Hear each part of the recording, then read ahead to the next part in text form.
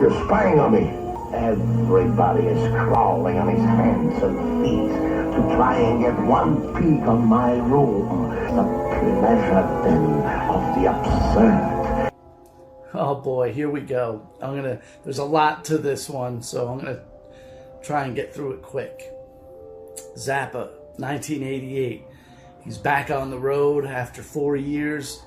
None of the Zappa fans at the time actually thought he would hit the road again. So it was a big deal. And my oldest brother was a huge Zappa fan, and it was him listening to those albums when I was a wee lad that certainly did a number on my brain. So fast forward, 1988. The show, the tour opened up in Albany, I think it was. Then he did 3 consecutive nights at the Beacon Theater in New York City. My brother was at all 3. He said the first show was great. He played songs he never did before. The second show was even better. He did Stairway to Heaven and I Am the Walrus. And the third show was really anticipating. He's like, this is going to be great. This is going to blow him all away. So he was going with his girlfriend and his best friend, and he had an extra ticket, and I said I would go along. And he had 4 other friends that were also at the show, so it was like 4 in front, 4 right and back, of the seats.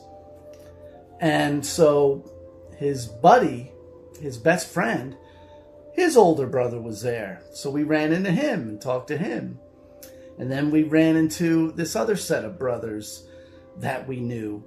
And so here's 3 sets of brothers meeting up by chance at the Zappa show at the third show at the Beacon Theater.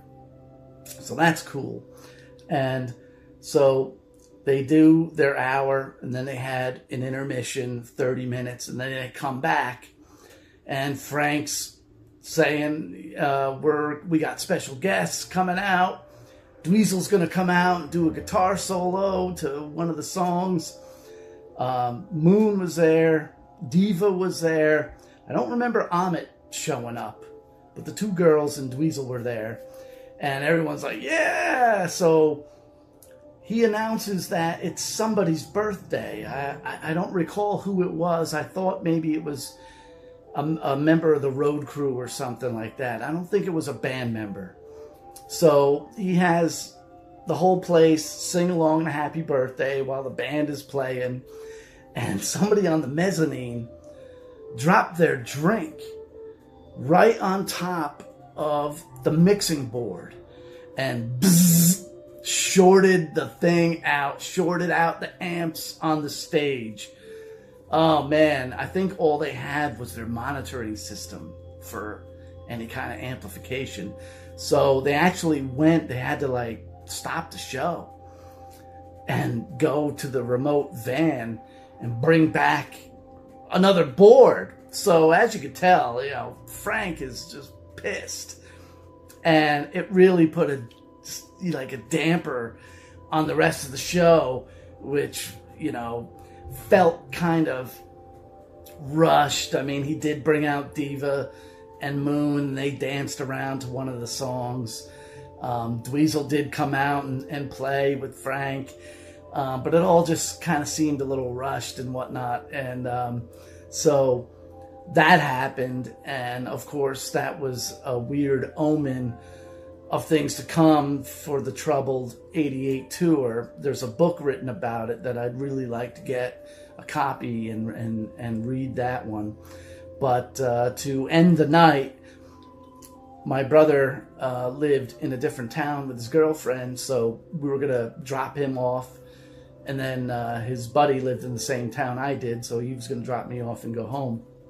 So when we dropped my brother off, I said to those guys in the car, I said, listen, I got to run to the bathroom. I'll come back and we'll leave. So I come out of the bathroom, and my brother's in the living room. He's like, what are you doing here? And I'm like, well, I told those guys I was just coming up to take a whiz. And he's like, well, they left. You're going to have to stay here. He's like, Steve will pick you up in the morning. And I was like, okay, so I did, it wasn't a big deal. But that ended my bucket list item of seeing Frank Zappa live, man. I did it. Hey, it's all in fun, and I want you to join me. Where? Here in the Pleasure Den of the Absurd.